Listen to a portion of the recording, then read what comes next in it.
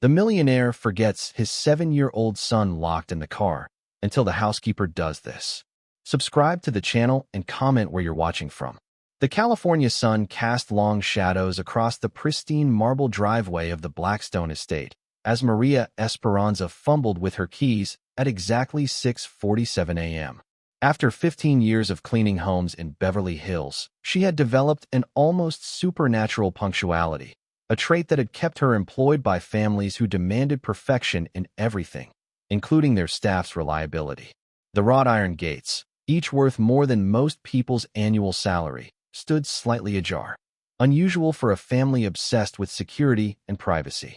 Maria was a woman in her late 40s, her weathered hands telling the story of decades spent caring for other people's children and homes. Her dark hair was always pulled back in a practical bun, and she wore the same navy blue uniform she'd pressed meticulously the night before. Behind her tired brown eyes lay a depth of loss that she rarely allowed others to see. The kind of pain that comes from burying a child, something she'd done 7 years ago when her own son, Miguel, had died in a tragic accident involving a locked car on a scorching Phoenix summer day. The Blackstone mansion loomed before her like a monument to American excess. 12,000 square feet of glass, steel, and imported Italian stone that had graced the cover of Architectural Digest twice. But as Maria approached the 3-car garage, her practiced eye caught something wrong. The black Bentley Bentayga, worth more than $300,000, sat with its windows slightly fogged, and she could hear the faint sound of the air conditioning running. "That's odd," she muttered to herself in accented English, quickening her pace. Richard Blackstone was notoriously meticulous about his vehicles. They were always turned off, locked, and covered after use. As she drew closer, her blood turned to ice. Through the tinted rear window, she could make out a small figure slumped in the back seat. 8-year-old Tommy Blackstone, still in his dinosaur pajamas, was unconscious but breathing, the car's climate control apparently the only thing that had kept him alive through the night. "Dios mío," Maria gasped, her maternal instincts overriding any concern for protocol. She yanked on the door handle, locked. The boy's lips had a slight blue tinge, and sweat matted his sandy blonde hair to his forehead. Without hesitation, she grabbed the spare key from its magnetic case hidden behind the license plate. A security detail she'd noticed Richard check obsessively. The moment she opened the door, Tommy stirred weakly. "Maria," he whispered, his voice hoarse and confused. I can't find Daddy." "Shoo. Mijo, it's okay now," Maria soothed, carefully lifting the child from the leather seat. He was lighter than he should be, his small frame trembling from dehydration and fear. "Let's get you inside and get some water." As she carried Tommy toward the house, her mind raced. Richard Blackstone was many things: ruthless in business, demanding as an employer, emotionally distant. But he wasn't careless with his son's safety. The man who installed $50,000 worth of security cameras and hired armed guards for Tommy's school pickup wouldn't simply forget his child in a car overnight. Something was terribly wrong. The kitchen, a marvel of German engineering and Italian marble, felt cold despite the morning sun streaming through floor-to-ceiling windows. Maria settled Tommy at the breakfast island, its surface so polished she could see her reflection, and quickly prepared a glass of water with electrolytes, a skill learned during her own son's frequent sports practices years ago. "Tommy, honey, can you tell me what happened? How did you get in Daddy's car?" The boy's blue eyes, so much like his father's, were wide with confusion. "I was looking for Daddy last night. I heard him on the phone in his study, and he sounded mad. Really mad. He was saying something about someone taking everything away." Tommy paused to sip the water. "I wanted to ask if we could read bedtime stories, but when I went to his study, it was empty. I saw his car keys on the counter, and I thought maybe he went to the garage." Maria's hands stilled as she prepared a light breakfast. Richard's study was his sanctuary, a room lined with first-edition books, awards from real estate organizations, and photographs of him shaking hands with politicians and celebrities. He never left his keys lying around, and he certainly never left his study without locking it. "And then what happened, sweetie?" "I climbed in the back seat to wait for him. Sometimes he takes me for drives when he can't sleep. But I must have fallen asleep, and when I woke up, the doors wouldn't open from the inside." Tommy's voice cracked slightly. "I called for help, but nobody came. I was really scared, Maria. The sound of footsteps on marble made both of them look up. Richard Blackstone appeared in the kitchen doorway, his usually immaculate appearance disheveled. His 6'2" frame typically commanded respect in his tailored Armani suits, but now he wore yesterday's clothes, wrinkled and bearing the telltale signs of a sleepless night. His dark hair, normally styled perfectly, stuck up at odd angles, and his piercing blue eyes were rimmed with red. Tommy. Richard's voice cracked with relief and something else, fear. Jesus Christ, where were you? I've been looking everywhere. But Maria noticed something that made her stomach clench. Richard's eyes didn't hold the wild panic of a parent who discovered their missing child. Instead, there was a calculating look, as if he was measuring their reactions, cataloging their responses. Daddy. Tommy slid off his stool and ran to his father, who swept him up in an embrace that seemed genuine enough. But over the boy's head, Richard's gaze met Maria's, and she saw something cold there, a warning, perhaps, or an assessment. Mr. Blackstone, Maria said carefully, Tommy was locked in your car all night. The air conditioning was running, but he could have. I know exactly where my son was, Richard interrupted sharply, his voice carrying the authority of a man accustomed to controlling every conversation. Tommy has a habit of wandering at night. Sleep problems. We're working with specialists. Tommy pulled back from his father's embrace, confusion clear on his young face. But Daddy, I was waiting for you in the car. I heard you on the phone. You were having nightmares again, son, Richard said firmly, his large hand resting on Tommy's shoulder in a gesture that looked protective but felt possessive to Maria's trained eye. Dr. Patterson told us this might happen. Sometimes when we're really tired, we don't remember things clearly. Maria had worked for the Blackstone family for 3 years, and she'd never heard mention of any Dr. Patterson or sleep problems. Tommy was one of the soundest sleepers she'd ever encountered, a child who slept through construction noise, thunderstorms, and even the occasional party his parents threw in their entertainment wing. Perhaps I should call Mrs. Blackstone? Maria suggested, watching Richard's reaction carefully. Richard's jaw tightened almost imperceptibly. Victoria is in New York. Shopping. She won't be back until Friday. Another lie, Maria realized. Victoria Blackstone had mentioned yesterday morning that she was having lunch at the Beverly Hills Hotel with her book club, a local engagement, not a cross-country shopping trip. I should get Tommy to Dr. Reynolds for a checkup, Richard continued, naming the boy's actual pediatrician. Make sure he's properly hydrated. As Richard guided Tommy toward the hallway, the boy looked back at Maria with confused, pleading eyes. The same expression her own Miguel had worn when he was scared and couldn't understand why the adults around him weren't telling the truth. Alone in the kitchen, Maria's hands shook as she cleared away Tommy's barely touched breakfast. In her uniform pocket, her phone buzzed with a text message from an unknown number. Some families have secrets worth protecting. Some housekeepers know when to mind their own business. She deleted the message immediately, but her heart hammered against her ribs. In 15 years of domestic work, she'd learned to navigate the complex emotional landscapes of wealthy families, the affairs, the financial pressures, the prescription drug dependencies. But this felt different. This felt dangerous. As she began her morning cleaning routine, Maria made a decision that would change everything. She wouldn't just mind her own business.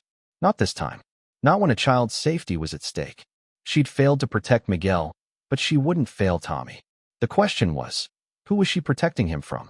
The following morning arrived with an unseasonable chill that seemed to seep through the walls of the Blackstone estate. Maria had barely slept, her mind replaying the threatening text message and Tommy's confused face. She arrived at work 30 minutes early, hoping to speak with the boy before Richard emerged from his master suite, a sprawling sanctuary on the second floor that occupied nearly a quarter of the mansion's footprint. The kitchen was unusually quiet as Maria prepared her cleaning supplies. Normally, the house hummed with activity by 7 a.m. Richard's business calls echoing from his study, the housekeeper preparing fresh coffee, and Tommy's animated chatter about whatever nature documentary he'd watched the night before.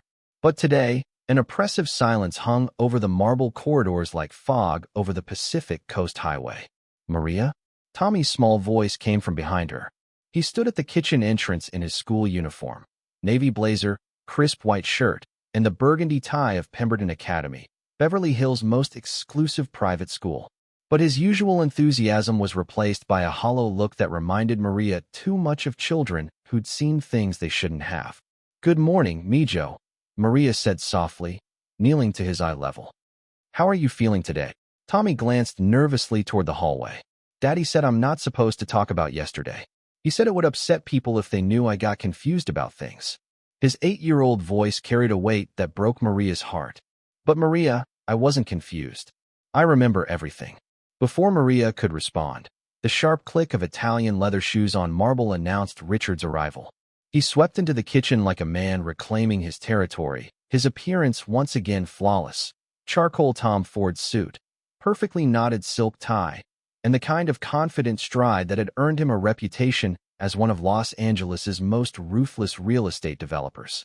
"Good morning, Maria." Richard's tone was crisp, professional, and carried an undertone of dismissal. "Tommy, finish your breakfast. Marcus will drive you to school in 10 minutes. Maria frowned. What happened to James? James Morrison had been the family's driver for 2 years, a soft-spoken former Marine who had bonded with Tommy over their shared love of baseball and vintage muscle cars. "James is no longer with us," Richard replied, his pale blue eyes never quite meeting Maria's gaze. "We've hired Marcus Henderson. He comes highly recommended." Through the kitchen's expansive windows, Maria could see a man standing beside the family's second vehicle, a black Mercedes S-Class that Richard used for business meetings. Marcus Henderson was perhaps 45, with the kind of lean build that suggested either military training or serious gym dedication. His dark hair was cut with military precision, and even from a distance, Maria could see the calculating way his eyes swept the property's perimeter. "Where did James go?" Tommy asked innocently, pushing scrambled eggs around his plate. "He was supposed to teach me how to throw a curveball this weekend." Richard's jaw tightened almost imperceptibly. "James found a better opportunity elsewhere, son. Sometimes people move on." But Maria had overheard James just last Friday, talking to the landscaping crew about his plans to take Tommy to a Dodgers game. He'd spoken about the Blackstone family with genuine affection, unusual for staff in Beverly Hills, where employment was typically viewed as temporary stepping stones to better positions. "I need to speak with you privately, Maria," Richard continued, his voice carrying the kind of authority that expected immediate compliance. "Tommy, go brush your teeth. Marcus will be waiting." As Tommy reluctantly trudged upstairs, Richard moved closer to Maria, close enough that she could smell his expensive cologne and see the faint stress lines around his eyes that hadn't been there a month ago. "I want to be very clear about something," Richard began, his voice low and measured. "This family values loyalty above all else. We've always taken care of our staff, provided excellent references, generous compensation." He paused, letting the implied threat hang in the air. "But we also expect discretion. Yesterday was a medical situation, nothing more. Tommy has been struggling with night terrors since Victoria's been traveling more frequently. Dr. Patterson has assured us this is temporary." Maria's hands stilled on the dish towel she'd been holding. "Mr. Blackstone, I've never seen Tommy have sleep problems. And yesterday my son had an episode," Richard interrupted sharply. "He wandered into the garage during one of his sleepwalking incidents. The car's automatic climate control system probably saved his life." His blue eyes fixed on hers with laser intensity. "I'm sharing this private medical information with you because Tommy trusts you. But if word of this gets out, to other staff, to parents at his school, to anyone, it could be devastating for him. Children can be cruel about these things." The lie was so smoothly delivered that Maria almost believed it herself. Richard Blackstone hadn't built a real estate empire worth $400 million by being careless with his words. But she'd raised a son, and she knew the difference between a child's confusion and a parent's deception. "Of course, Mr. Blackstone," she replied carefully. "Tommy's well-being is my only concern." Richard's smile was cold and predatory. "I'm glad we understand each other. Oh, and Maria, Marcus will be staying in the guest house for the next few weeks. We've had some security concerns, nothing serious, but Victoria worries about break-ins when she's traveling." As if summoned by his name, Marcus Henderson appeared in the kitchen doorway. Up close, he was even more intimidating, steel gray eyes that seemed to catalog every detail, a scar running along his left jawline, and the kind of controlled stillness that suggested violence was never more than a heartbeat away. "Mr. Blackstone, Marcus's voice carried a faint southern accent. Tommy's ready for school. Excellent. Marcus, this is Maria Esperanza, our housekeeper. Maria, Marcus will be handling all of Tommy's transportation needs for the foreseeable future. Maria extended her hand, but Marcus barely glanced at her. His attention focused on the kitchen's sight lines, the placement of windows, the potential escape routes. It was the behavior of a man trained in surveillance, not childcare. Nice to meet you, she said, but Marcus had already turned away, speaking quietly into a nearly invisible Bluetooth earpiece. After they left for school, Maria found herself alone in the vast house for the first time in days. She'd always appreciated these quiet morning hours, when she could work efficiently without navigating the complex social dynamics that wealthy families created around their domestic staff. But today, the silence felt ominous. Her cleaning routine took her through the mansion's public spaces: the formal dining room with its hand-painted Italian ceiling, the living room with its museum-quality art collection, and the entertainment wing where the Blackstones hosted charity galas and business dinners. But as she worked, Maria noticed details that had escaped her attention before. In Richard's study, several framed photographs were missing from their usual spots on the mahogany credenza.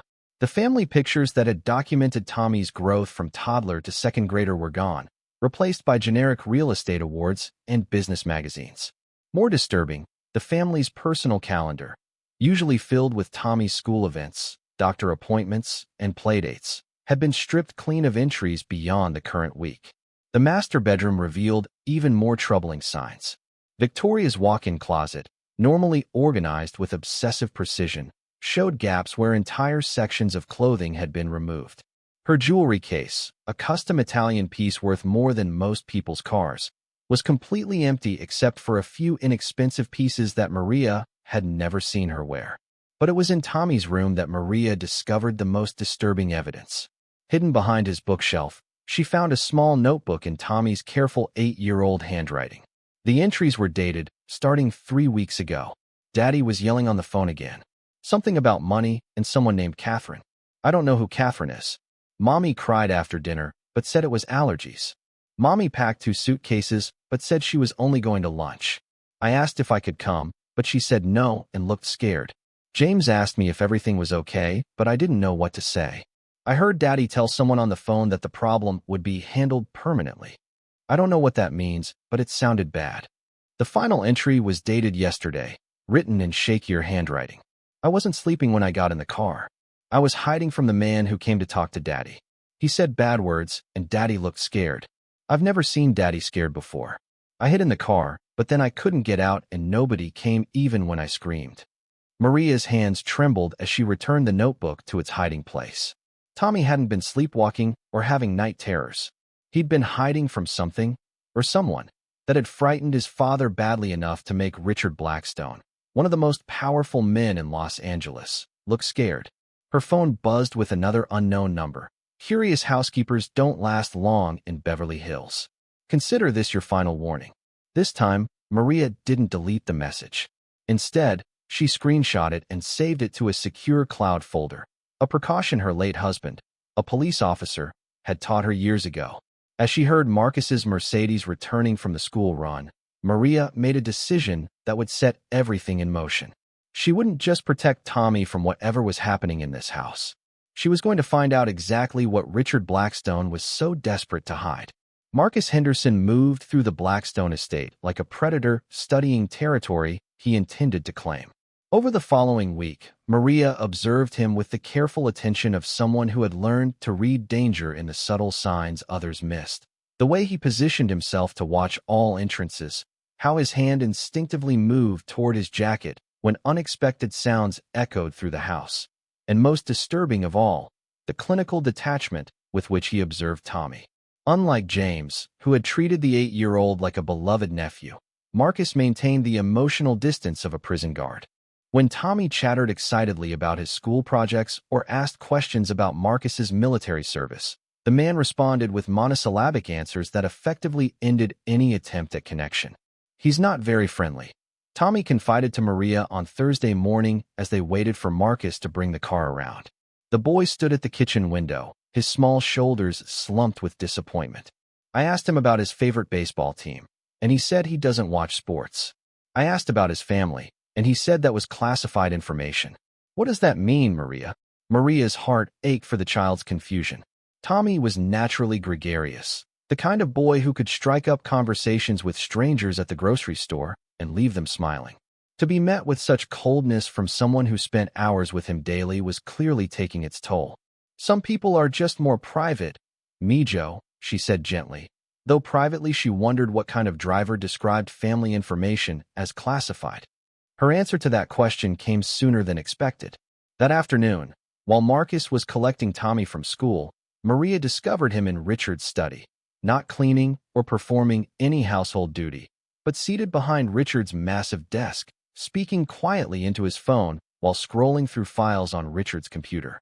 The subject maintains his routine, Marcus was saying, his southern accent more pronounced when he thought no one was listening. School pickup at 3:15, tutoring on Tuesdays and Thursdays, swimming lessons on weekends. The boy has minimal unsupervised contact with outsiders. He paused, listening to whoever was on the other end of the call. Affirmative. The housekeeper is becoming problematic. She asks too many questions, and the boy trusts her completely. Maria pressed herself against the hallway wall, her heart pounding so loudly she was certain Marcus would hear it. Through the partially open door, she could see him making notes in a leather portfolio that definitely didn't belong to the Blackstone family. No, sir, I don't recommend immediate action, Marcus continued. The father is barely holding together as it is. Remove too many familiar faces at once, and he might do something unpredictable. Another pause. Yes, sir. I understand the timeline. But rushing this could compromise the entire operation. Operation. The word sent ice water through Maria's veins. Marcus wasn't a driver at all. He was conducting surveillance on the family, and Tommy was clearly his primary focus. The sound of the Mercedes in the driveway sent Maria scrambling back to the kitchen, her mind racing. When Tommy burst through the front door 5 minutes later, his usual after-school energy seemed forced, theatrical. Maria? Guess what happened at school today? Tommy's voice was too bright, too loud. Mrs. Henderson said I did really well on my history presentation about the California Gold Rush. But as he hugged her hello, Tommy whispered something that made Maria's blood freeze. He listens to our conversations in the car. I found a little recording thing under my seat. Maria's hands stilled on Tommy's shoulders. At 8 years old, he shouldn't have known what surveillance equipment looked like. But growing up in a house with Richard Blackstone's paranoid security measures had apparently given him an education in such things. Are you sure, sweetheart? She whispered back. Tommy nodded gravely. It has a little red light that blinks when we talk. I pretended not to see it. But Maria? His voice dropped even lower. I'm scared. Where's my daddy? He hasn't come home for dinner in 3 days. The truth hit Maria like a physical blow. Richard hadn't been staying late at the office. He'd been avoiding his own house, leaving his 8-year-old son in the care of a man who was clearly reporting their every movement to someone else. That evening, after Marcus had retreated to the guest house, Maria made a decision that went against every survival instinct she'd developed in 15 years of domestic work. She called in a favor from someone who might have answers. Detective Ray Gonzalez had been her husband's partner for 5 years before Esteban's death in the line of duty. Ray had always told Maria that if she ever needed help, really needed help, she should call him, regardless of the circumstances. Maria? Jesus, it's been what, 3 years? How are you holding up? Ray's voice carried the warmth of genuine affection mixed with professional concern. Ray, I need to ask you something, and I need you to be honest with me. If I were to tell you about a situation involving a child's safety, but I'm not sure if what I'm seeing is actually illegal. Whoa, slow down. Are we talking about immediate danger to a kid? Maria looked around the kitchen, ensuring she was truly alone. I don't know. Maybe. Ray, have you ever heard of Marcus Henderson? He's supposedly a driver, but he's asking questions like a cop and carrying equipment that looks military. The silence on Ray's end stretched long enough to make Maria wonder if the call had dropped. When he finally spoke, his voice had shifted into the careful tone of a detective who'd just heard something significant. Maria, I need you to listen to me very carefully. Marcus Henderson was dishonorably discharged from Army intelligence 3 years ago for conducting unauthorized surveillance on civilians. Last I heard, He was working private security for some very questionable people. Ray paused. What family are you working for? The Blackstones. Richard Blackstone, the real estate developer. Shit. Ray's profanity was rare and therefore more impactful. Maria, Richard Blackstone is under federal investigation for money laundering through his development projects. Word is he's been hiding assets for some very dangerous people, the kind who don't hesitate to eliminate problems. The kitchen suddenly felt 10 degrees colder. What kind of problems? Witnesses. Loose ends. People who know too much about their business operations. Ray's voice grew urgent. Maria, if Henderson is in that house, it means someone is getting ready to clean up the situation. And in my experience, that cleanup usually starts with anyone who might talk to authorities. Maria's throat went dry. Ray, there's an 8-year-old boy here. Tommy. His mother is supposedly in New York, but I think something happened to her. And Richard, he's barely been home this week. Listen to me very carefully. Pack a bag tonight, just essentials. If things go sideways, you need to be ready to move fast. And Maria, if anything happens to that boy on your watch, it'll destroy you. I know you. I know what happened with Miguel still tears you apart. The mention of her son's name brought tears to Maria's eyes. I can't let anything happen to Tommy, Ray. I won't survive losing another child. Then we make sure that doesn't happen. I'm going to make some calls, see what I can find out about this federal investigation. But Maria, promise me something. If you feel like you or that boy are in immediate danger, you call 911 first, me second. Don't try to handle this alone. After ending the call, Maria sat in the dark kitchen, watching the lights in the guest house where Marcus was undoubtedly filing his daily report. Through Tommy's baby monitor, something she'd convinced Richard to let her keep for security purposes, she could hear the boy's restless sleep, punctuated by small whimpers that suggested nightmares were becoming frequent visitors. At 11:47 p.m., her phone buzzed with a text from yet another unknown number. Final warning ignored. Consequences begin tomorrow. This time, Maria didn't just screenshot the message. She forwarded it to Ray, then deleted it from her phone. But as she climbed the back stairs to her small quarters above the garage, she made sure to lock every door behind her and wedge a chair against her bedroom door. Precautions that Esteban had taught her years ago when his police work had brought danger too close to home. Tomorrow, she decided, she would start documenting everything. Every conversation, every suspicious behavior, every detail that might help protect Tommy if the situation exploded. What Maria didn't know was that in the guest house, Marcus was uploading surveillance footage to an encrypted server, footage that showed her on the phone in the kitchen, her obvious distress, and most damning of all, the screenshot of the threatening text message. The countdown to catastrophe had begun, and Maria Esperanza had just marked herself as the primary target. Friday morning brought the kind of crystalline Los Angeles weather that made the city's tourism board millions of dollars. But inside the Blackstone estate, storm clouds were gathering with lethal intensity.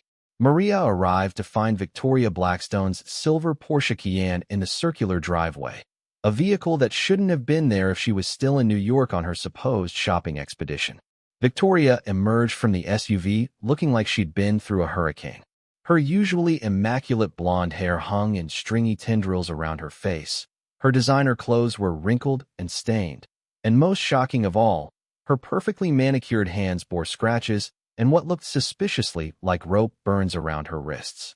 Mrs. Blackstone, Maria called out, genuinely concerned despite everything she'd witnessed over the past week. Are you all right? Do you need me to call Dr. Reynolds? Victoria's response was a laugh that bordered on hysteria. Dr. Reynolds? Oh, Maria, if only it were that simple. Her voice carried a strange accent that Maria had never heard before, something vaguely European that transformed her usual California socialite cadence into something more exotic and dangerous. As Victoria stumbled toward the front entrance, Maria noticed something that made her stomach clench with dread.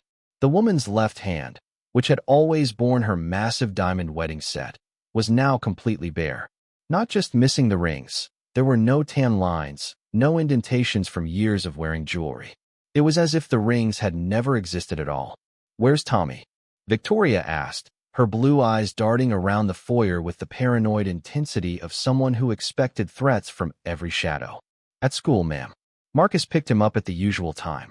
Maria studied Victoria's face carefully. Mrs. Blackstone, Are you sure you don't need medical attention? Those marks on your hands. Marcus. Victoria spat the name like poison. That bastard is still here?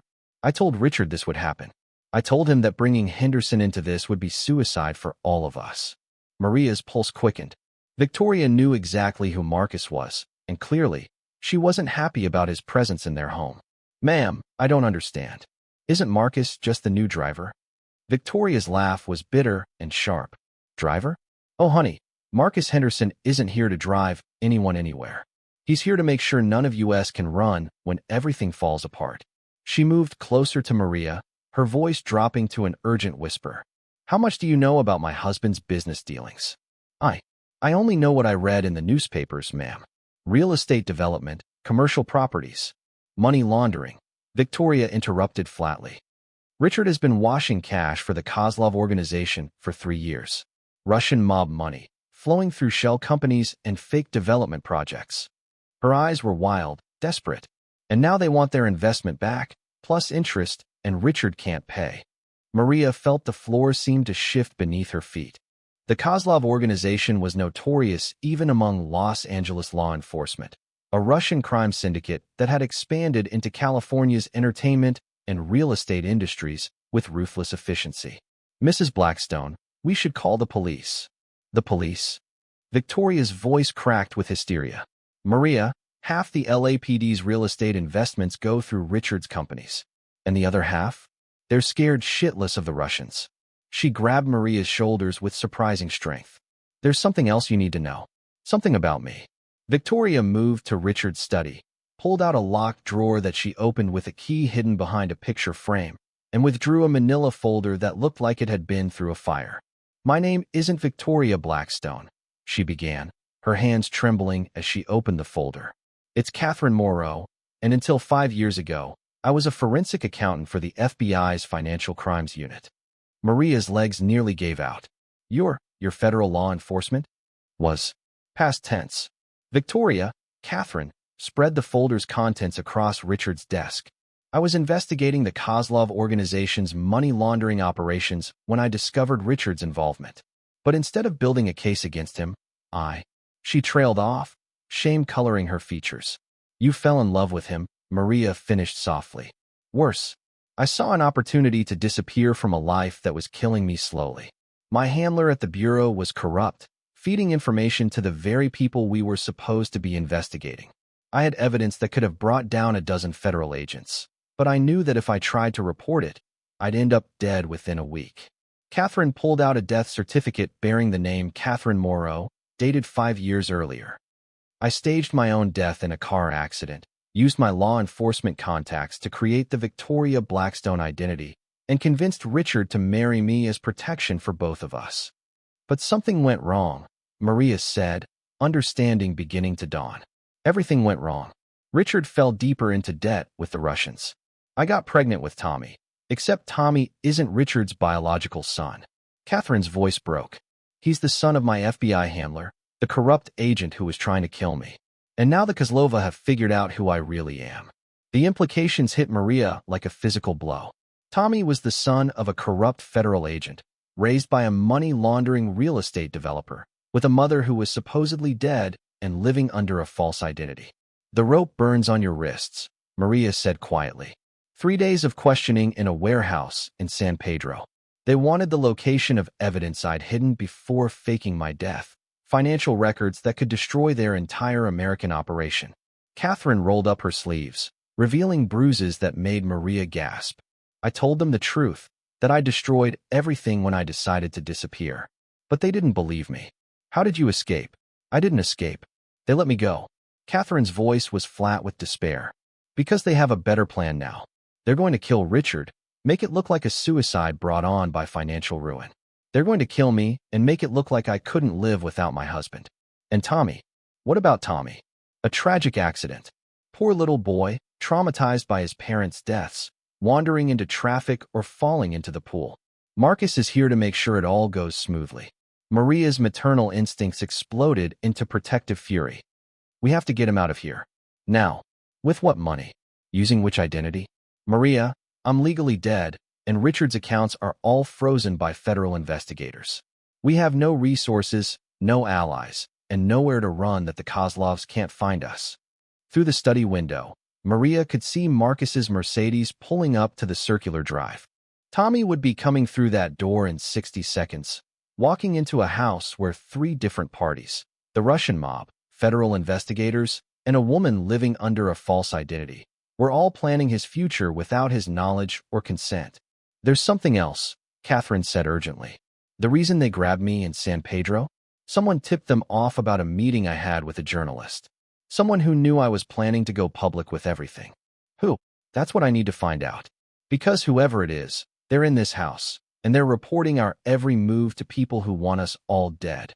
As Tommy's cheerful voice echoed from the foyer, Catherine grabbed Maria's hands with desperate intensity. Promise me something. If they kill Richard and me, promise me you'll protect Tommy. He's innocent in all this. He doesn't deserve to pay for our mistakes.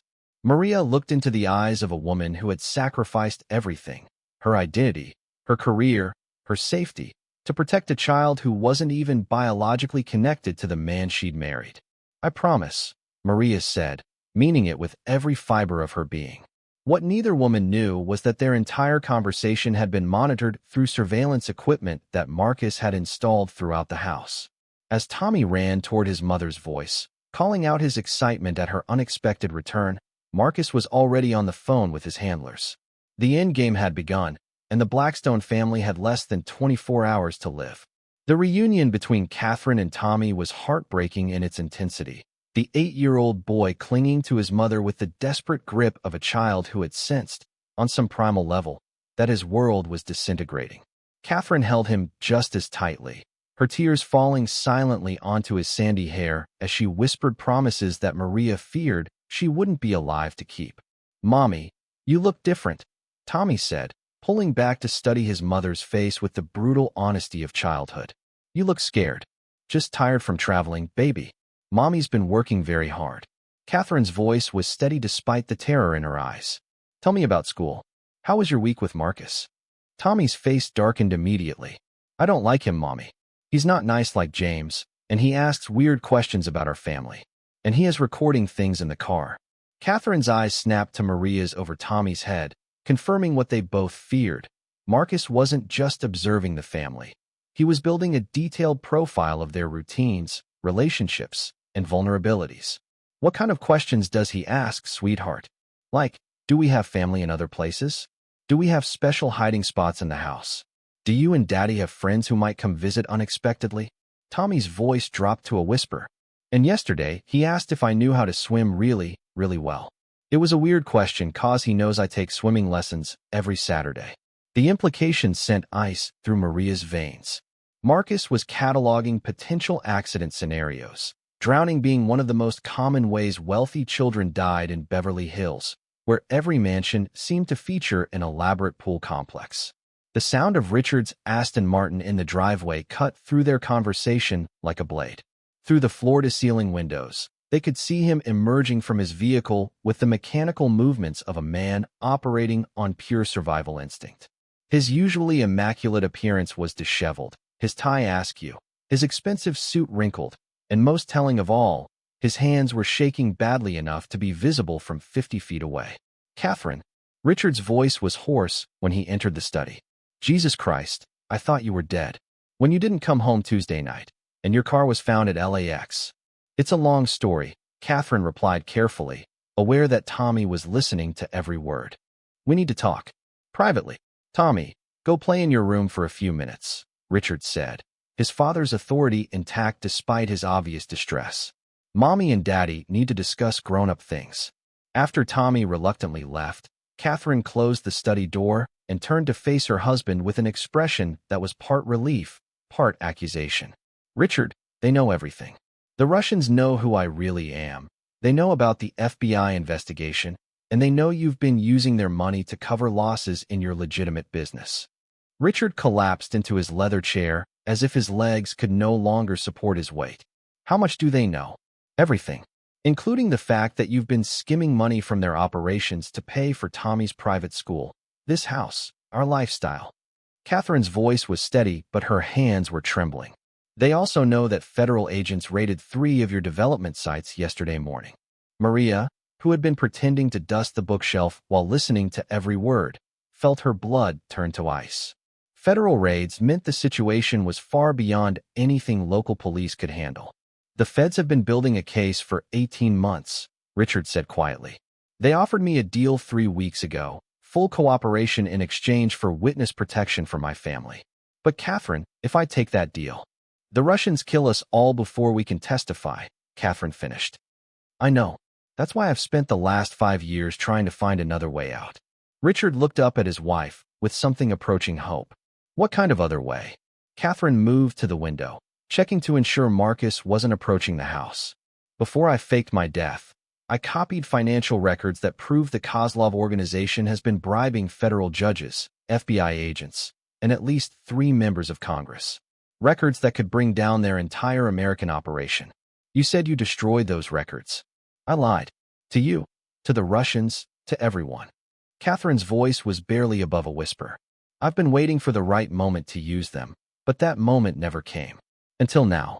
Maria's phone buzzed with an urgent text from Ray Gonzalez. Maria, get out of that house now. Federal marshals are moving on the Blackstone property in 2 hours. Something big is happening. She showed the message to Catherine, who read it and went pale. It's starting, Catherine said. The feds are moving faster than expected, which means someone leaked information about the timeline. Who? Richard demanded. There are only 3 people who knew about the federal investigation's timeline. Catherine replied grimly. You, me, and whoever's been feeding information to Marcus Henderson. The realization hit all 3 adults simultaneously. There was a federal informant in the house, someone who had been reporting on the family's movements and conversations to both the FBI and the Russian organization. Maria, Richard said suddenly, his voice sharp with suspicion. How long have you been working for this family? 3 years, Maria replied, her heart pounding. Mr. Blackstone, you hired me yourself. You called my references you. References can be faked, Richard interrupted. Catherine, you said someone tipped off the Russians about your meeting with that journalist. Maria's the only person who could have overheard us discussing it. Catherine studied Maria with the trained eye of a former federal agent. Maria, I need you to be completely honest with us. Have you ever been contacted by law enforcement officers asking questions about this family? Maria's mind raced. Ray Gonzalez was technically law enforcement, but their connection predated her employment with the Blackstones by years. Detective Gonzalez called me, she said honestly, but only because I called him first. I was worried about Tommy's safety. What did you tell him? That Marcus wasn't really a driver, that something was wrong in this house, and that I was scared for Tommy. Maria met Catherine's gaze directly. I also told him that I would do anything to protect that boy.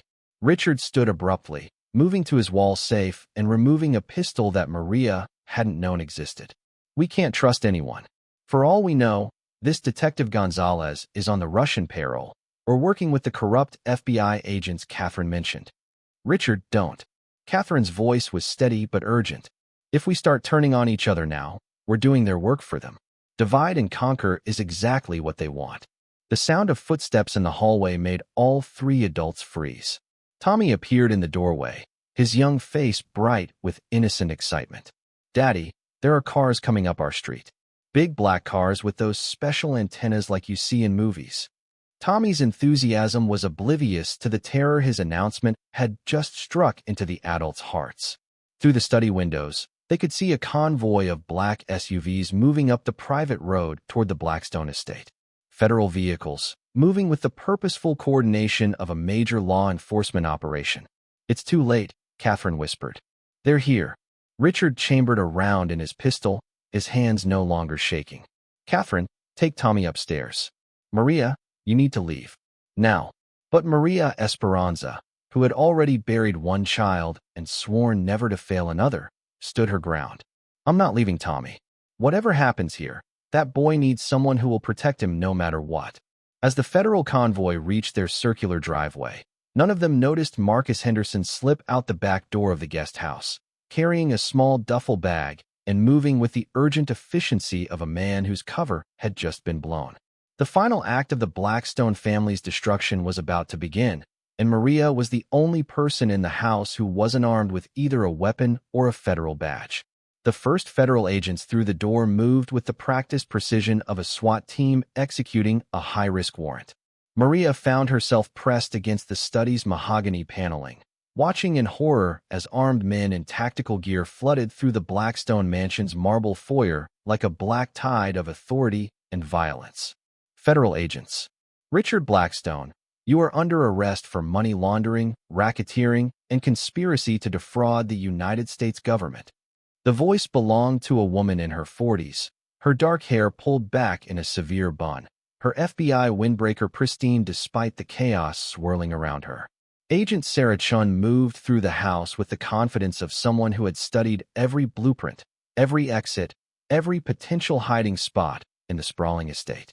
Catherine Morrow, Agent Chun continued, her voice carrying clearly through the mansion. You will surrender yourself immediately for questioning in connection with the obstruction of a federal investigation and fraud related to your fake death. Maria watched Catherine's face crumble as her worst fears materialized. The FBI hadn't just discovered her false identity. They were treating her as a criminal rather than a former colleague who had been trying to survive. Tommy, stay close to Maria, Catherine whispered urgently, pushing her son toward the housekeeper. No matter what happens, you stay with Maria. She'll keep you safe. Mommy, I'm scared, Tommy whimpered, his 8-year-old mind unable to process the sight of armed agents surrounding his home. Richard stepped forward, his hands raised but his voice steady with the authority of a man accustomed to controlling difficult situations. Agent Chun, my son is in this house. This is terrifying for him. Can we please handle this with some consideration for? Your consideration for others should have occurred before you decided to launder $60 million for the Kozlov crime organization. Agent Chun interrupted coldly. Tommy Blackstone will be placed in protective custody until we can determine the full extent of the danger he faces. No, the word erupted from Maria with surprising force. You cannot take that child from the only family he knows. He has done nothing wrong. Agent Chin's steel-gray eyes fixed on Maria with laser intensity. And you are Maria Esperanza, the family's housekeeper. I have cared for Tommy for 3 years. He trusts me. Ms. Esperanza, you are not a legal guardian, and this child is in immediate danger. The Kozlov organization has already demonstrated their willingness to target family members of their business associates. Catherine stepped forward, her voice carrying the professional tone of her former FBI training. Agent Chun, I assume you're aware of my previous employment with the Bureau? Former Special Agent Catherine Morrow, believed deceased for 5 years, until your fingerprints showed up on surveillance equipment recovered from a Kozlov safe house in San Pedro. Agent Chin's expression was grim. Agent Morrow, you have committed federal crimes by faking your death and obstructing an ongoing investigation. I had evidence of corruption within the Bureau, Catherine replied evenly. My handler, Agent David Morrison, was feeding information to the very criminals we were investigating. I chose disappearance over assassination. The name Morrison made Agent Chin's professional facade crack slightly. Agent Morrison died in a car accident 3 years ago. Agent Morrison was murdered when he outlived his usefulness to the Kozlov organization, Catherine corrected. And his son, Tommy's biological father, was eliminated 6 months later when the Russians realized I had disappeared. Maria felt the world shift around her as pieces of the puzzle clicked into place. Tommy wasn't just caught between warring criminal and federal interests. He was the son of a murdered FBI agent, the stepson of a money launderer, and the adopted child of a woman living under a false identity. Where is Marcus Henderson? Agent Chin demanded, her eyes scanning the study. Gone, Richard said quietly. He disappeared when your convoy arrived, which suggests he was never working for the Russians at all. Agent Chin's expression confirmed Richard's suspicion. Marcus Henderson has been a federal informant for 18 months. His mission was to gather evidence of your criminal activities and protect your family from Kozlov retaliation. Protect us. Catherine's voice was sharp with disbelief. He was cataloging accident scenarios for Tommy. He was asking about the boy's swimming ability. Agent Henderson was identifying potential threats and vulnerabilities so we could better protect your son, Agent Chin replied, but her tone suggested she was beginning to doubt her own words. Maria's phone rang, the sound unnaturally loud in the tension-filled room. Ray Gonzalez's name appeared on the screen. Answer it, Agent Chin ordered. Put it on speaker. Ray. Maria's voice was shaky. Maria, thank God. Listen to me very carefully. Marcus Henderson is not a federal agent.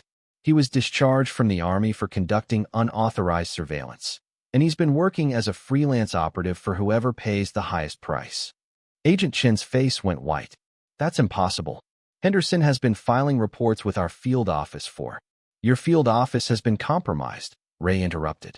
We just arrested 2 FBI agents who were selling information to the Kozlov organization. One of them was Henderson's handler. The implications hit everyone in the room simultaneously. Marcus hadn't been working for the FBI or the Russians. He'd been playing both sides, selling information to the highest bidder while positioning himself to eliminate the Blackstone family when the situation became too volatile. Agent Chun, Catherine said urgently. If Henderson is rogue, then he knows your tactical approach, your timeline, and your protective protocols. He can anticipate every move you make. Through the study windows, Maria spotted movement in the landscaping. A figure in dark clothing moving through the elaborate garden maze that Richard had installed as a playground for Tommy. He's still here, Maria whispered, pointing toward the window. Agent Chin immediately activated her radio. All units, we have a hostile operative on the property. Marcus Henderson, armed and extremely dangerous. Priority 1 is the protection of the minor child. But as federal agents mobilized outside, Maria realized with growing horror that they were looking in the wrong direction. Marcus wasn't trying to escape through the garden. He was using it as cover to reach the house's main electrical system, which was housed in a utility building disguised as a garden shed. He's going to cut the power, Maria said suddenly. In the dark, he can eliminate everyone and make it look like a firefight between federal agents and Russian operatives. Catherine grabbed Tommy, pulling him close. Sarah, you have to get my son out of here. Now. Negative. Moving the child now would expose him to. The lights went out. In the sudden darkness, Maria heard Tommy scream. The sound cut short as if someone had covered his mouth. Emergency lighting flickered on, casting eerie red shadows through the mansion's corridors. Tommy. Catherine's voice was raw with panic.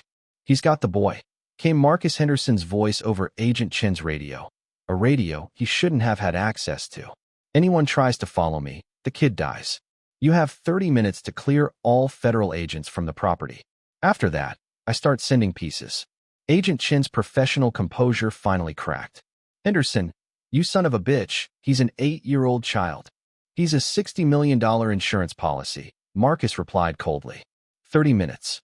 In the chaos that followed, as federal agents scrambled to establish a perimeter and Catherine collapsed with grief, Maria Esperanza made a decision that would define the rest of her life.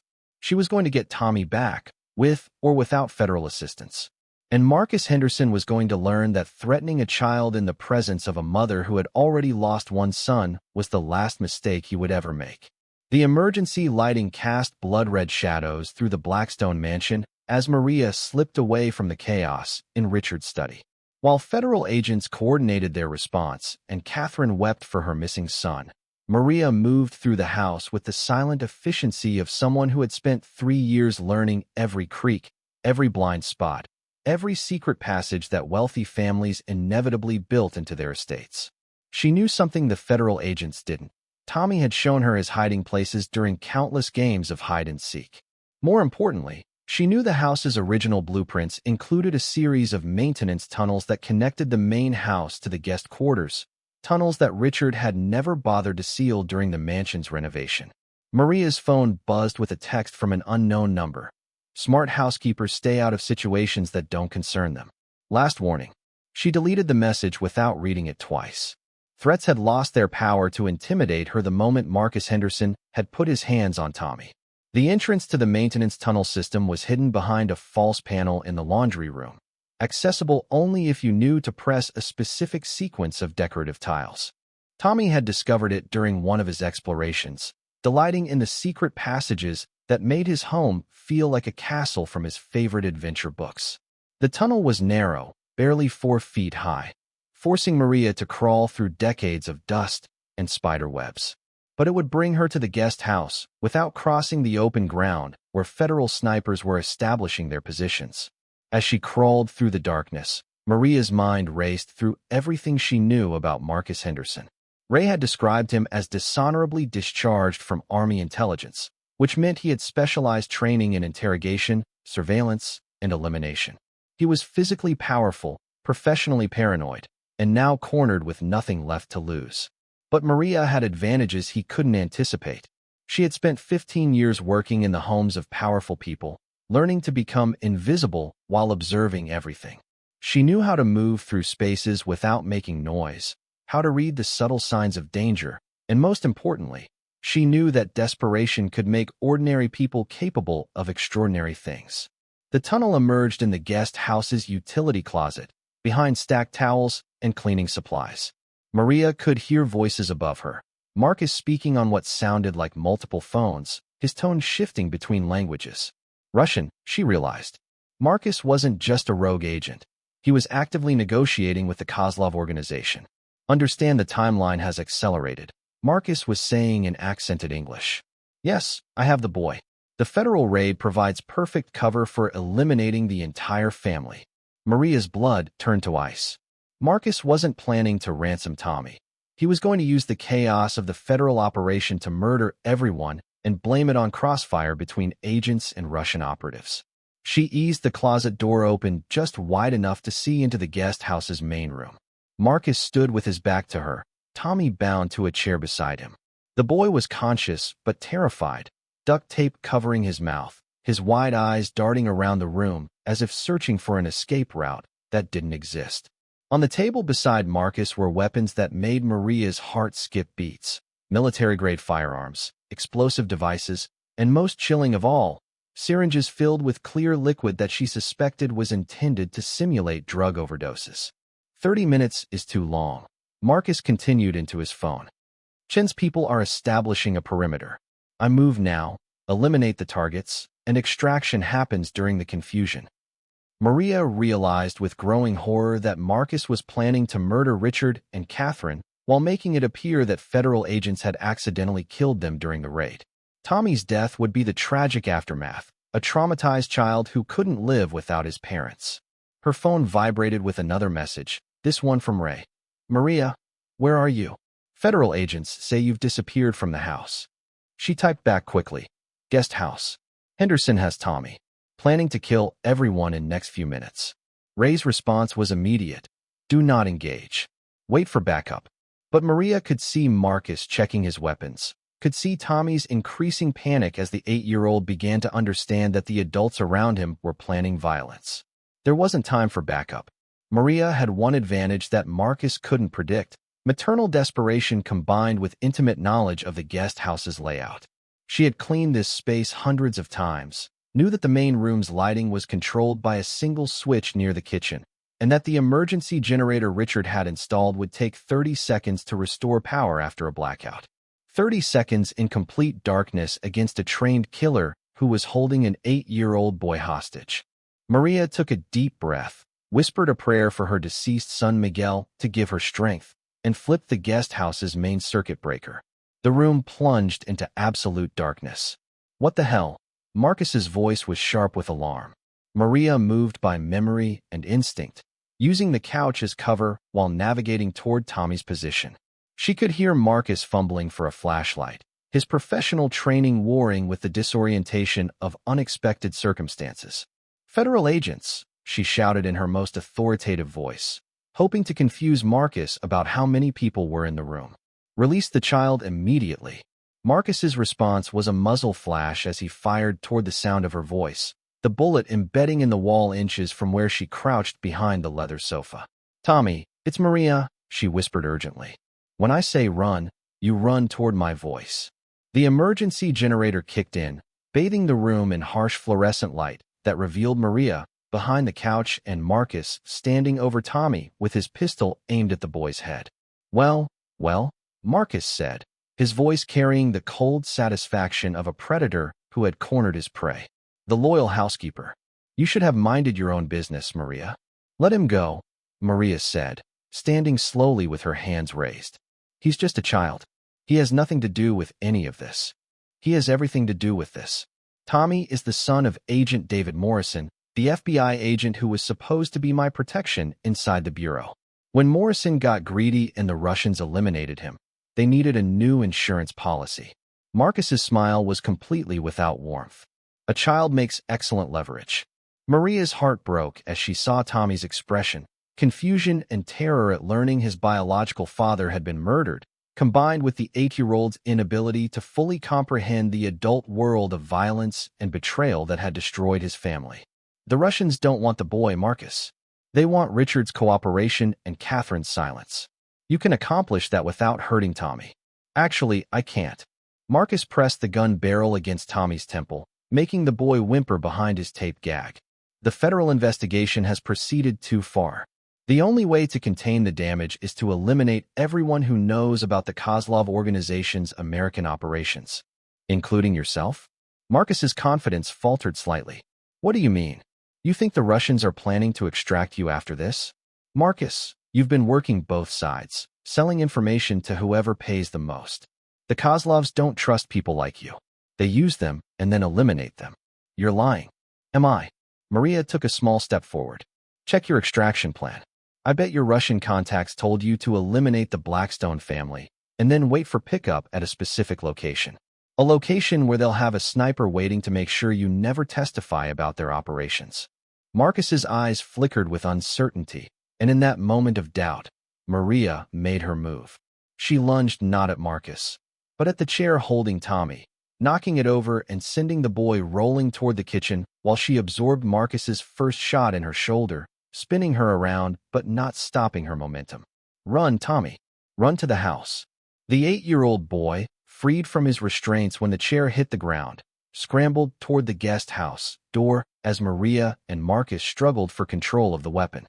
Maria Esperanza, who had cleaned houses and raised a son and buried a husband, discovered that when a child's life was at stake, ordinary people could find extraordinary reserves of strength and determination.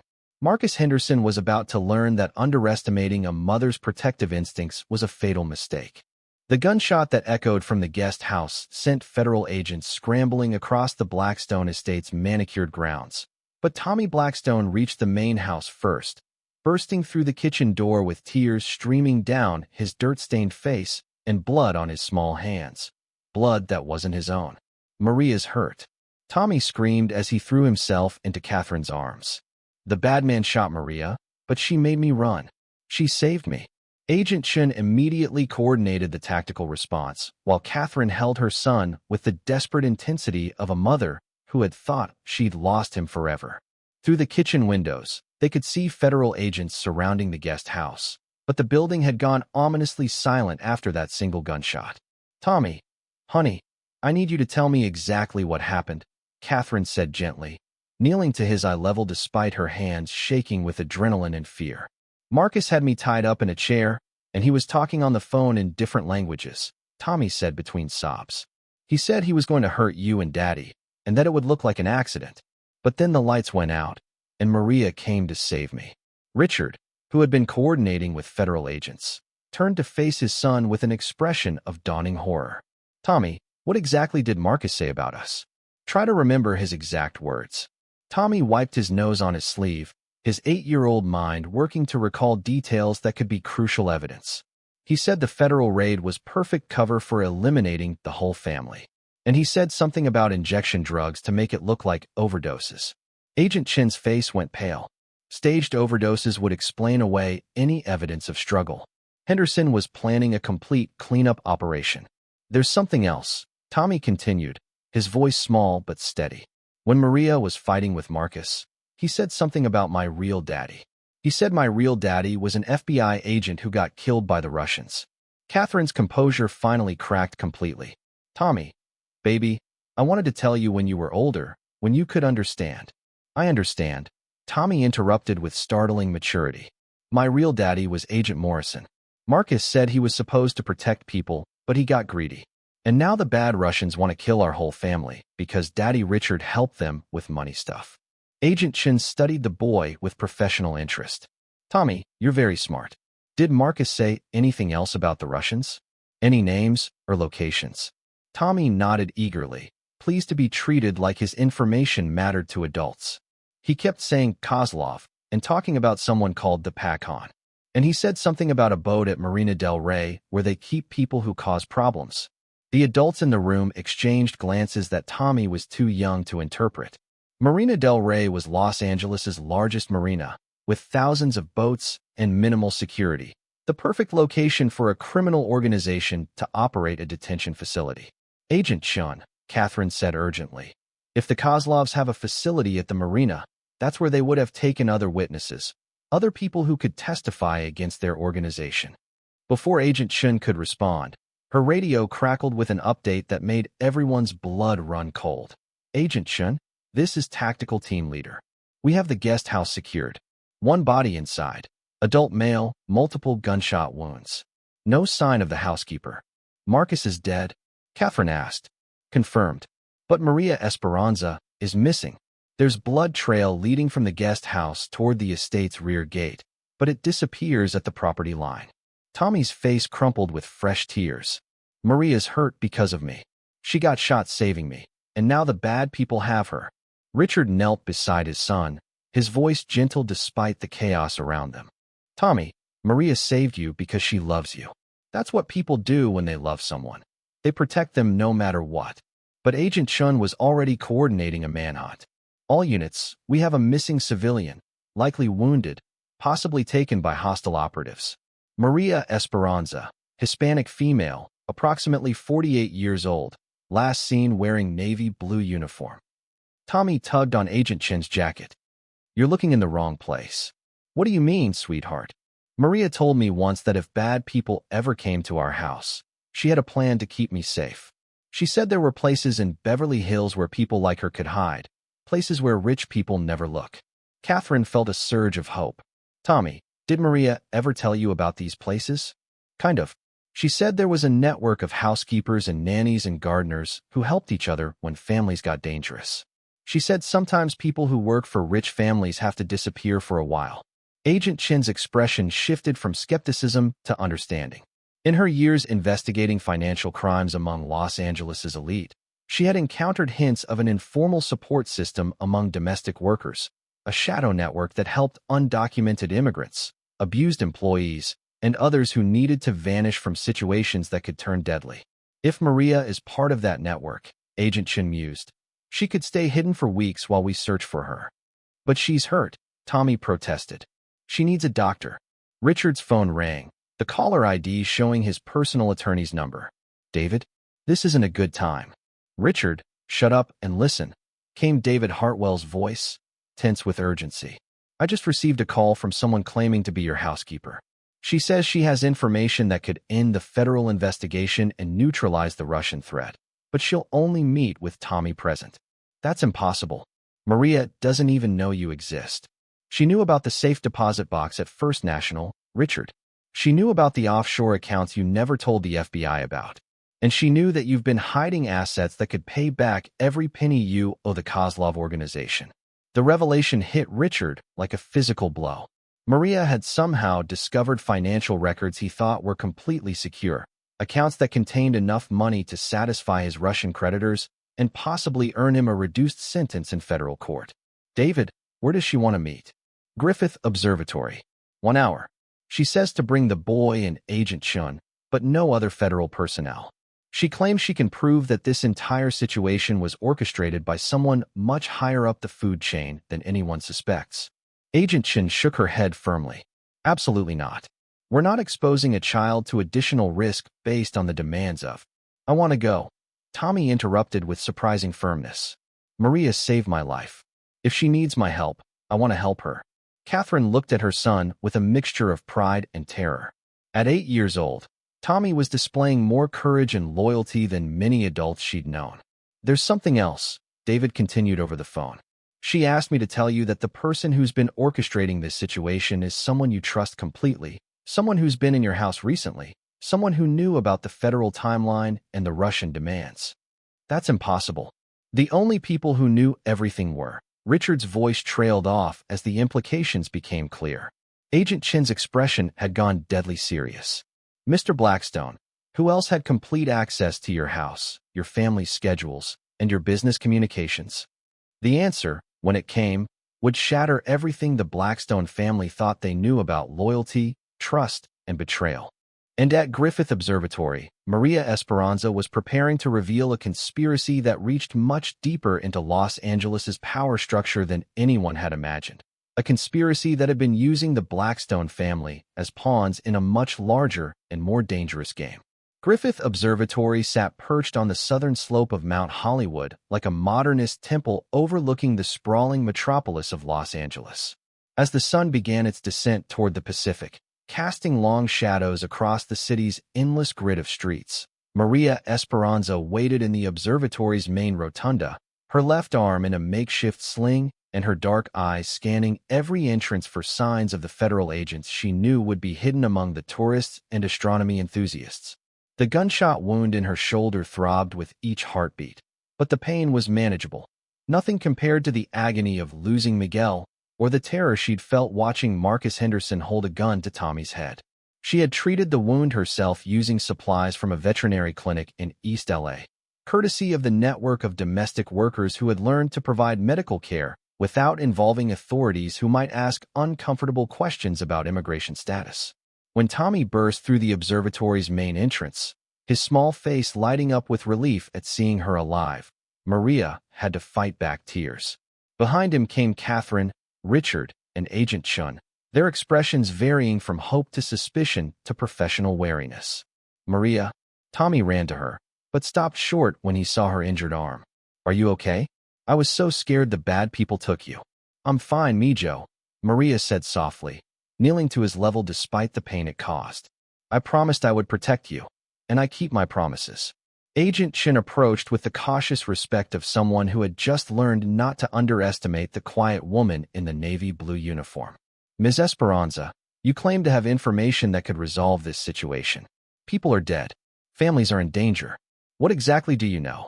Maria stood slowly, her gaze moving across the group before settling on Richard. Mr. Blackstone, 3 years ago when you hired me, you said you chose me because I had excellent references and I seemed trustworthy. Do you remember who provided those references? Richard's brow furrowed in confusion. Your previous employer, Mrs. Hamilton in Malibu. She spoke very highly of your work ethic and reliability. Mrs. Eleanor Hamilton, Maria said quietly, widow of federal Judge Robert Hamilton, mother of FBI agent Sarah Hamilton Chun. The words hit Agent Chun like a physical blow. That's impossible. My mother died 2 years ago, and she never. Chin's voice trailed off as the implications began to dawn. Maria reached into her jacket pocket, withdrawing a manila folder that had been carefully protected despite her harrowing escape from the guest house. Agent Chun, your mother didn't die of natural causes. She was murdered because she discovered that her daughter was selling FBI intelligence to the Kozlov organization.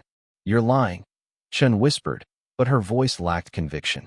3 years ago, Mrs. Hamilton contacted me through a domestic worker network.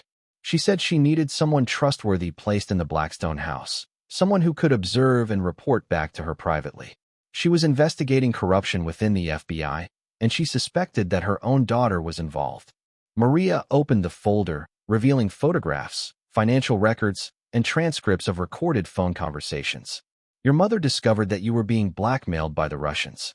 They had evidence of gambling debts, illegal stock trading, and an affair with a married congressman. Rather than face professional ruin, you became their source inside the bureau. Agent Chin's professional composure cracked completely. My mother was paranoid, delusional in her final years. Whatever she told you. Your mother was brilliant, Maria interrupted firmly. She spent months documenting your communications with Kozlov operatives, tracking money transfers to your offshore accounts, and recording your phone conversations with Marcus Henderson. Catherine stepped forward, her former FBI training evident in how she processed this revelation. Sarah, you've been feeding information to both sides. You gave the Russians details about the federal investigation, and you gave the Bureau false intelligence about Russian operations. It was the only way to survive, Chin said, her voice breaking. They had evidence that would have destroyed my career, my family, everything I'd worked for. I thought I could control the situation, feed them just enough information to satisfy them, while protecting the people who mattered. People who mattered? Richard's voice was sharp with anger. My family didn't matter? My 8-year-old son didn't matter? Tommy, who had been listening with the intense focus of a child trying to understand an adult world gone mad, looked up at Agent Chun with heartbreaking confusion. You're one of the bad people? But you're supposed to be a police officer. Police officers protect kids. Chun knelt to Tommy's eye level, tears streaming down her face. Tommy, I never wanted anyone to get hurt. I was trying to protect everyone, but I made terrible mistakes. Maria's voice was steady but implacable. Agent Chun, you orchestrated this entire situation. You arranged for Marcus Henderson to be placed with the Blackstone family. You provided the Russians with intelligence about federal raid timelines. And you planned to eliminate everyone who could expose your corruption. That's not true. I was trying to find a solution that would protect the family while satisfying the Russians' demands for their money. By staging their deaths. Maria's question hung in the air like an accusation. Agent Chin's silence was answer enough. Catherine pulled Tommy closer to her side. Sarah, how many other families have you destroyed? How many other investigations have you compromised? Dozens. Maria answered when Chun remained silent. Mrs. Hamilton's documents show a pattern going back 5 years. Witnesses who died in accidents, federal investigations that mysteriously stalled, evidence that disappeared from secured facilities. Tommy looked up at his adoptive mother with 8-year-old directness. Mommy, are we safe now? Is the bad lady going to jail? Before anyone could answer, the sound of helicopters approaching from multiple directions filled the air around Griffith Observatory. Through the building's large windows, they could see federal vehicles racing up the winding mountain road. I called for backup before we left the house, Agent Chin said quietly, her hand moving toward her service weapon. But not the backup you're expecting. Maria's eyes widened as she realized the magnitude of Chin's desperation. The helicopters aren't federal agents. They're Russian operatives. Chin's smile was bitter and defeated. The Kozlov organization doesn't tolerate failure, and they don't leave loose ends. If I can't deliver the Blackstone family's silence, they'll eliminate all of us and find another corrupt agent to replace me. Richard moved instinctively to shield his son, while Catherine's FBI training kicked in as she assessed their tactical situation. They were trapped in a building with limited exits, facing professional killers who had no intention of leaving witnesses. There's one thing you didn't anticipate, Agent Chun, Maria said calmly as the sound of helicopters grew louder. What's that? Maria smiled with quiet satisfaction. Mrs. Hamilton didn't just document your corruption. She also documented every Kozlov operation in Southern California, every bribed official, every safe house, every business front. And before she died, she gave copies of everything to someone the Russians can't touch. Who? The Mexican Federal Police.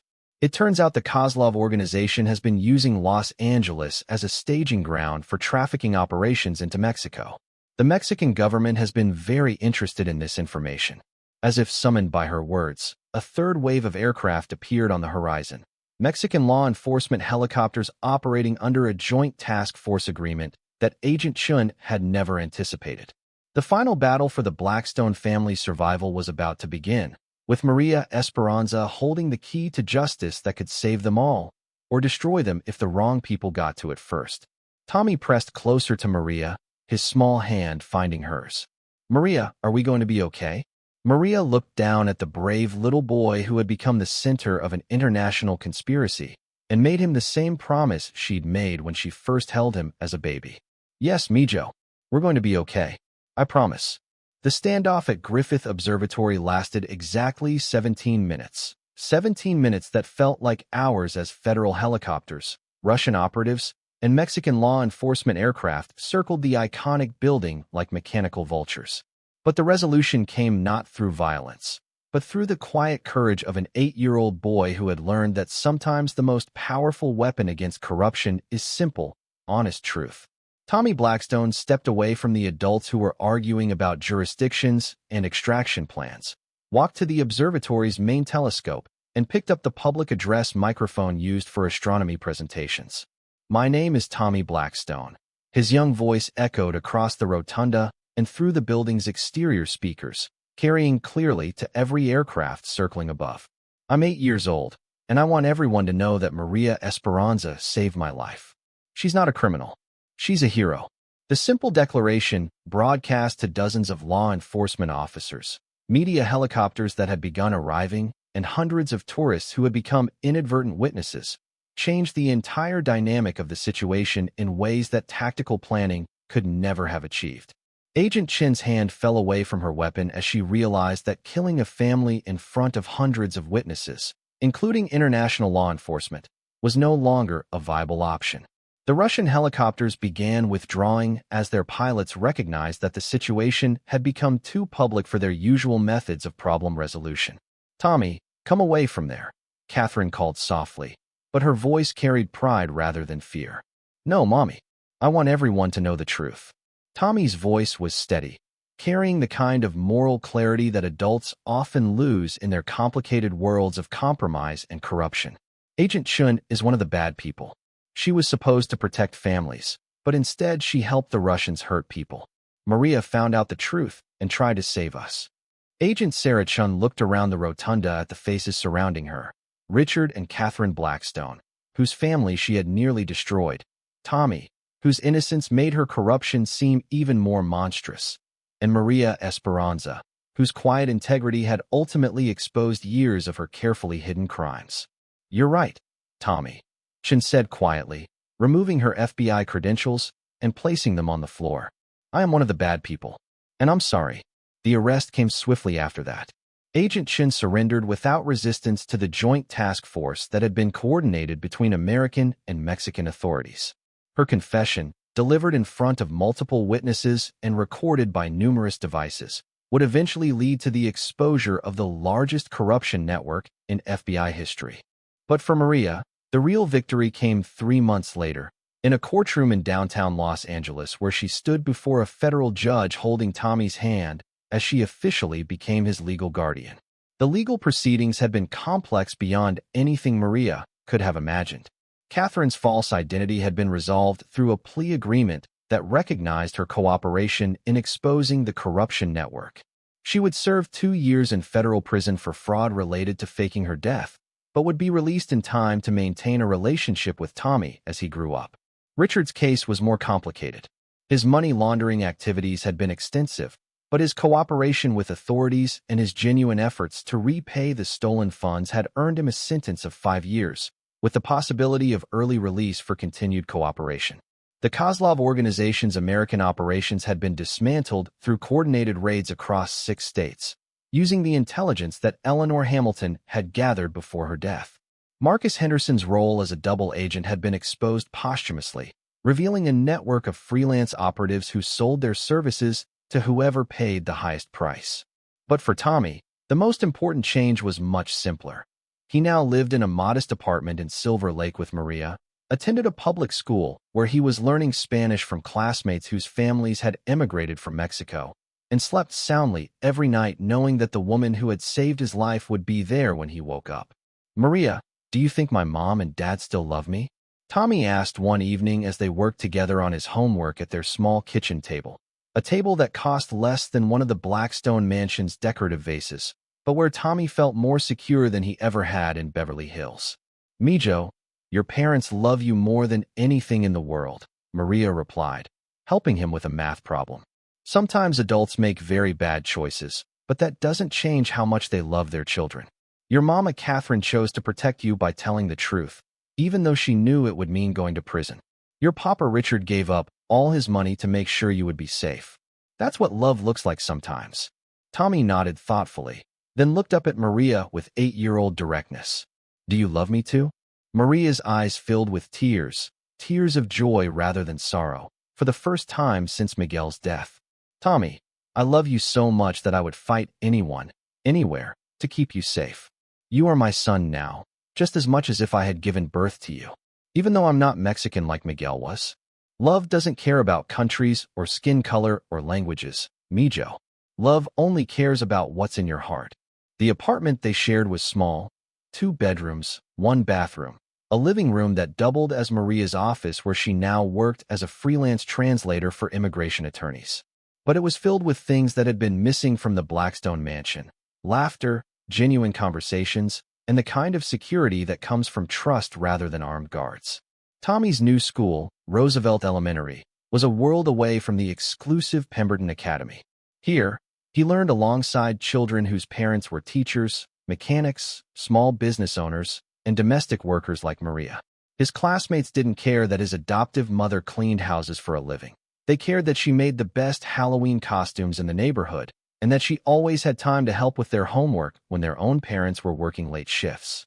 On weekends, Maria and Tommy would visit Catherine at the federal prison in Victorville, a 3-hour drive that Tommy considered an adventure. Catherine was taking college courses and working in the prison library, using her FBI training to help other inmates navigate legal procedures for appeals and family reunifications. "When I get out," Catherine told Tommy during one visit, "I want to go back to school to become a social worker. I want to help families stay together instead of tearing them apart." Tommy hugged his biological mother through the prison's contact visiting rules. Maria says that sometimes bad things happen to good people, but good people can always choose to do better things in the future. Richard's visits were less frequent, but equally meaningful. Federal prison in Lompoc was farther away, and his letters had replaced most face-to-face contact. But his messages to Tommy were filled with genuine remorse and a father's love that transcended the crimes that had separated them. "I hope someday you can forgive me," Richard wrote in one letter. "I lost sight of what was really important, being your father. Maria is giving you something I never could, a home where you feel safe to be yourself." The money that Richard had hidden in offshore accounts was eventually recovered and distributed, some to repay victims of his money laundering, some to fund programs for children of incarcerated parents, and a modest amount placed in trust for Tommy's education. It would be enough for college, but not enough to recreate the privileged isolation of his early childhood. 1 year after the confrontation at Griffith Observatory, Maria received a letter that changed everything once again. It was from the FBI's Office of Professional Responsibility, offering her a position as a civilian consultant helping to investigate corruption within federal law enforcement. "They want me to help identify other agents who might be compromised," Maria explained to Tommy as they sat in their small living room, reading the letter together. "It would mean working with the same kind of people who hurt our family, but maybe preventing other families from going through what we did." Tommy, now 9 years old and possessing wisdom that often surprised adults, considered the offer seriously. "Would it help other kids like me?" "I think it might, Mijo." "Then you should do it. But can we still live here? I like our apartment. I like my school.